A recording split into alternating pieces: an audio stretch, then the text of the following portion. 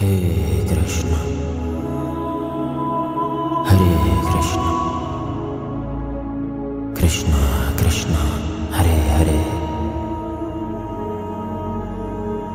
हे राम हरे राम राम राम हरे हरे।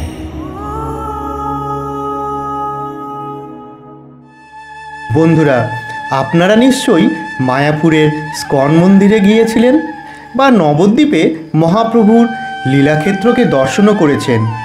কিন্তু আজকে আমরা আপনাদের নিয়ে যাব পশ্চিমবঙ্গের বীরভূমে অবস্থিত এমন একটি পবিত্র স্থানে, যেখানে শ্রী চৈতন্য মহাপ্রভুর একনিষ্ঠ সঙ্গী এবং পঞ্চতত্ত্বের একজন শ্রী নিত্যানন্দ মহাপ্রভুর জন্ম হয়েছিল। এবং এখানে আপনাদেরকে দর্শন করাবো শ্রী নিত্যানন্দ মহাপ্রভুর স্মৃতির উদ্দেশ্যে নির্মিত সুন্দর একটি ইস্কন মন্দিরের। বন্ধুরা, হিন্দু শাস্ত্র অনুসারে ভগবান রামচন্দ্রের দর্শন করার পর যেমন বজরংবলীর দর্শন করতে হয়, অপরদিকে তারাপীঠে তারামায়ের দর্শন করা তখনই সম্পূর্ণ হয় যখন তারামায়ের আগে তারামায়ের পুত্র বামদেবের দর্শন করতে হয়। ঠিক তেমনি বৈষ্ণবীয় মত অনুসারে শ্রী চৈতন্য মহাপ্রভুর সান্নিধ্য পেতে গেলে সর্বপ্রথম নিত্যানন্দ প্রভুর দর্শন লাভ করতে হয়। এই স্থানের মাহাত্ম্য তাহলে কতটা, এবার তাহলে আপনারা নিশ্চয়ই বুঝতে পারছেন।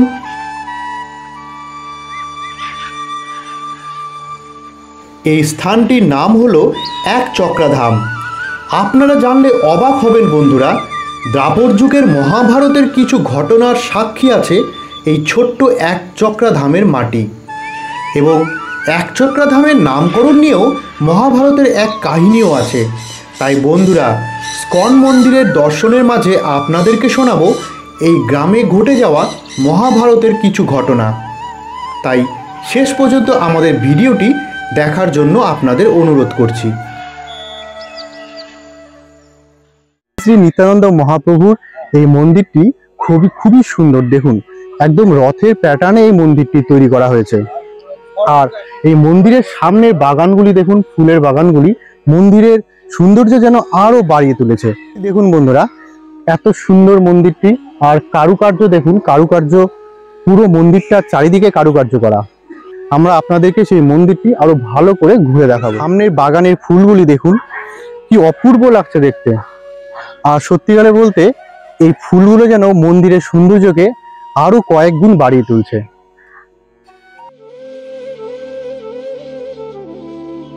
রামপুরহাট থেকে মাত্র 20 কিলোমিটার এবং তারাপীঠ থেকে মাত্র 10 কিলোমিটার দূরে বীরচন্দ্রপুর গ্রামের এক চক্রাধামে অবস্থিত এই ইস্কন মন্দিরটির শুভ উদ্বোধন হয় 2016 সালে। হেন নিতাই বিনো ভাই, রাধা কৃষ্ণ পাইতে নাই।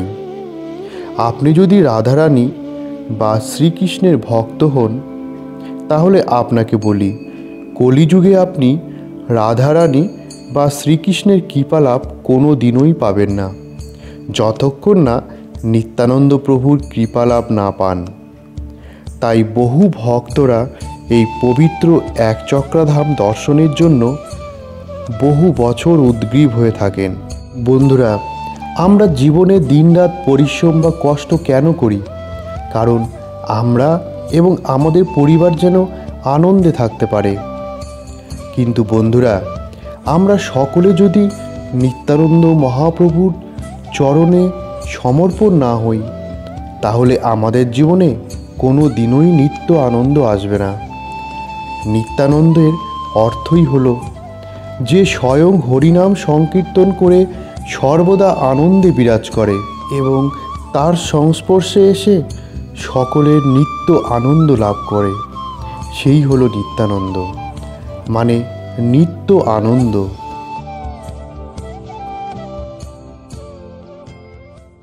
নিত্যানন্দ প্রভুর ছোটবেলায় নাম কি ছিল জানেন বন্ধুরা? তার নাম ছিল চিদানন্দ। চিদানন্দের অর্থ হলো চাঁদের টুকরো। নিত্যানন্দের রূপও ছিল সেই উজ্জ্বল চাঁদের মতো। নিত্যানন্দ প্রভু ছোটবেলা থেকেই খেলার ছন্দে শ্রীকৃষ্ণের লীলা করে বেড়াতেন। তিনি মাঝে মাঝে শ্রীকৃষ্ণ সেজে এক হাত তুলে বলতেন, আমি গোবর্ধন পর্বত তুলে নিয়েছি। আবার তিনি রামায়ণের লীলাও করতেন, কোনো সময় রাম সেজে, আবার কোনো সময় লক্ষ্মণ সেজে তিনি লীলা করে বেড়াতেন। নিত্যানন্দ প্রভুর মাতা এই দৃশ্য দেখে অবাক হয়ে যেতেন, এই ভেবে যে নিতাই এইসব লীলা কি করে জানল। তারা তো নিতাইকে কোনোদিনও কৃষ্ণ বা রামায়ণের লীলা শোনায়নি। আপনারাই বলুন তো বন্ধুরা, তাহলে নিতাই এসব লীলা কি করে জানল? আসলে নিত্যানন্দ মহাপ্রভুই তো দ্বাপর যুগে শ্রীকৃষ্ণের বড় ভাই বলরাম রূপে জন্ম নিয়েছিল। আবার তিনি ত্রেতা যুগে জন্ম নিয়েছিল শ্রীরামচন্দ্রের ভাই লক্ষ্মণ রূপে। তাহলে তো তিনি জানবেই, বলুন।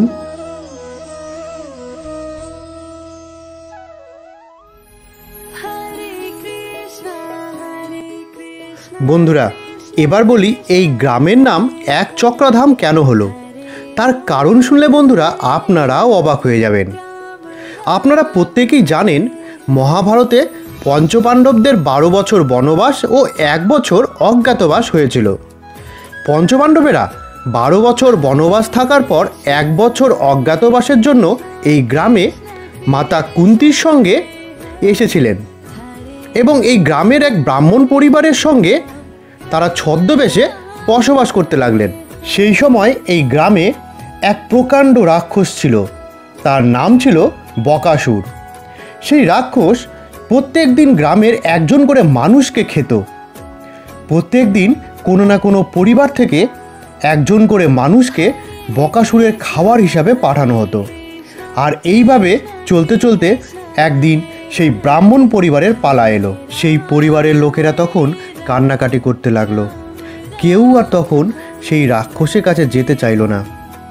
তখন কুন্তী তাদেরকে বলেন যে আপনাদের যেতে হবে না, রাক্ষসের খাবার হিসাবে আমার পুত্র ভীম যাবে। তখন ভীম বকাসুরের কাছে যায়। বকাসুরের জন্য প্রচুর ফলমূল সহ খাওয়ার রথের মতো চাকাযুক্ত এক গাড়িতে রাখা ছিল।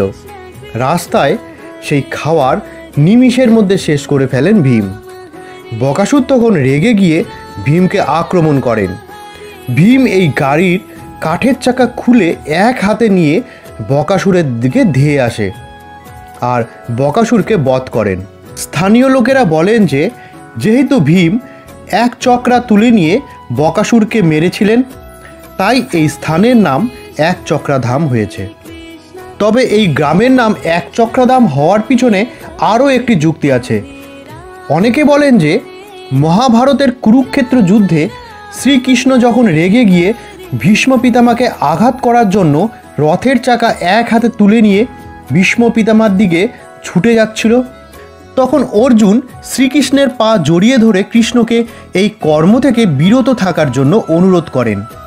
ভগবান শ্রীকৃষ্ণ তখন অর্জুনের আবেদন শুনে নিজেকে শান্ত করেন আর কৃষ্ণের হাতে যে রথের চাকাটি ছিল সেটি ছুঁড়ে ফেলে দিয়েছিলেন। আর সেই রথের চাকা কুরুক্ষেত্র থেকে এসে পতিত হয়েছিল এই বীরচন্দ্রপুর গ্রামে। তখন থেকেই এই গ্রামের নাম হলো এক চক্রাধাম।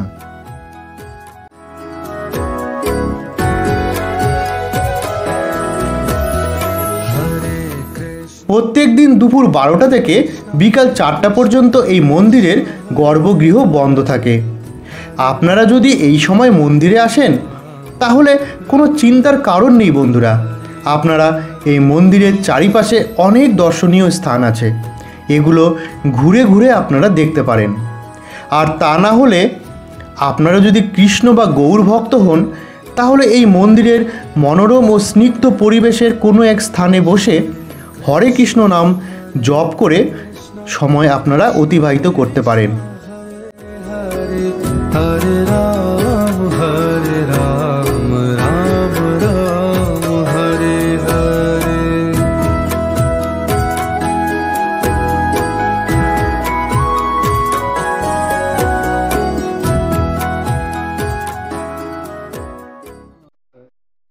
এই মন্দিরের গর্ভগৃহের প্রবেশদ্বারে সুন্দর কিছু বিগ্রহ আপনারা দেখতে পাবেন।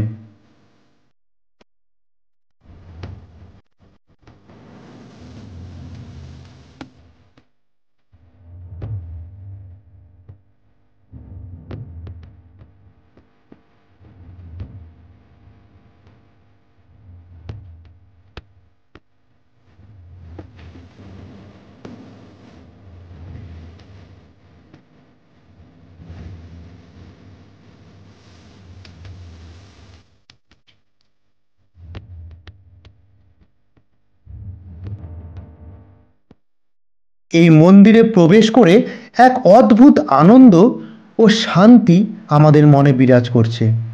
নিত্যানন্দ নামের মাহাত্ম্য যে কত তা এই স্থানে এসে আমরা অনুভব করতে পারছি।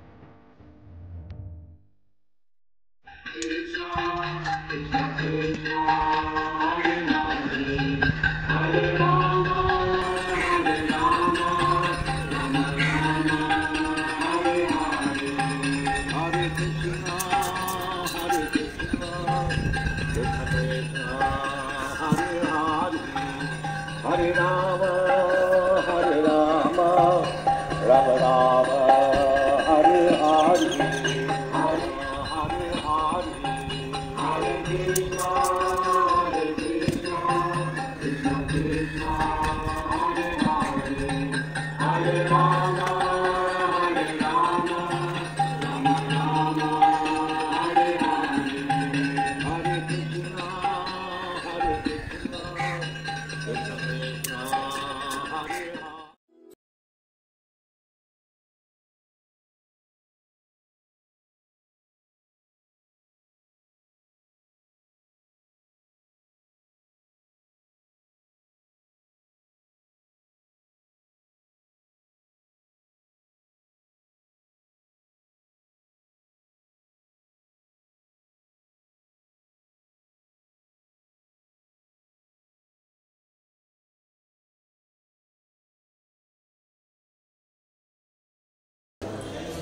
মন্দিরের গর্ভগৃহের কারুকার্য মনোমুগ্ধকর। এই মন্দিরে প্রবেশ করতেই আপনারা দেখতে পাবেন শ্রীলা প্রভুপাদের এক অসাধারণ মূর্তি। মন্দিরের দেওয়ালে পঞ্চতত্ত্বের বিভিন্ন লীলা ফুটিয়ে তোলা আছে।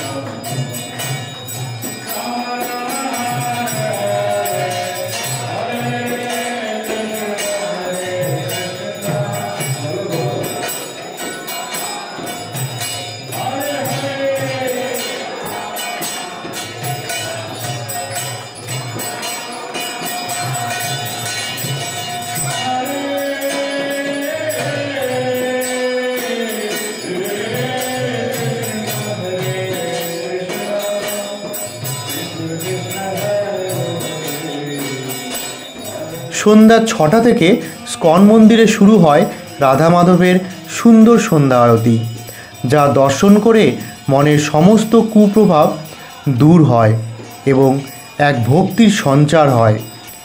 এই মঙ্গলময় আরতি দর্শন করে অনেক পুণ্য অর্জন হয় ও রাধা মাধবের কৃপা লাভ হয়।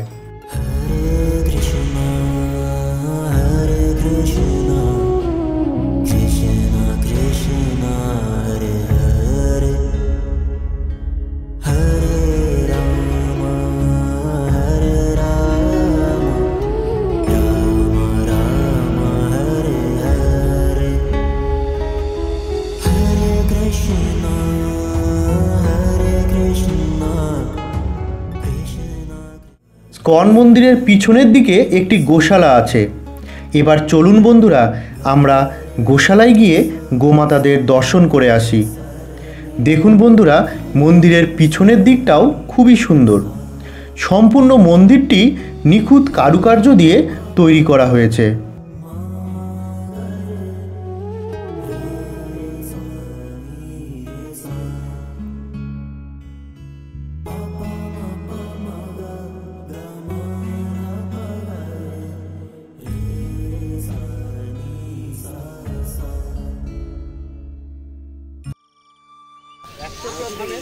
ঠিক পিছনের দিকে আছে ইস্কন মন্দিরের মতনই একটি গোশালা।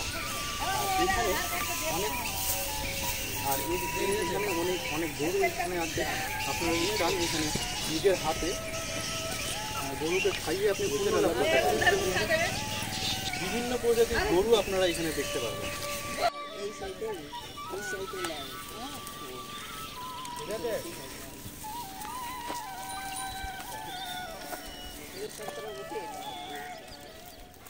ইস্কন মন্দিরের নিজস্ব গোশালায় আপনারা বিভিন্ন প্রজাতির গোমাতার দর্শন করতে পারবেন। হিন্দু শাস্ত্র অনুসারে গো সেবা করা অত্যন্ত পুণ্যের কাজ, কারণ একটি গোমাতার শরীরে আছে 20 কোটি দেবতার বাস। পুরাণ অনুসারে প্রজাপতি ব্রহ্মা যখন মহাবিশ্বের সৃষ্টি করেছিল, তখন সর্বপ্রথম গোমাতাকেই পৃথিবীর লোকে পাঠিয়েছিল। ধর্মে বলা আছে, গোমাতার সেবা করলে আপনার জীবনে সুখ ও শান্তি ফিরে আসবে এবং মনের বাসনা পূর্ণ হবে। এইখানে গোমাতাদের খাবারের জন্য প্রচুর খড় সংগ্রহ করে রাখা আছে। রাধে রাধে গোবিন্দ রাধে রাধে রাধে গোবিন্দ রাধে। গোমাতার সেবা করার পর আমরা স্কন মন্দিরকে প্রদক্ষিণ করে পুনরায় চলে এলাম এই মন্দিরের মূল গেটের সামনে।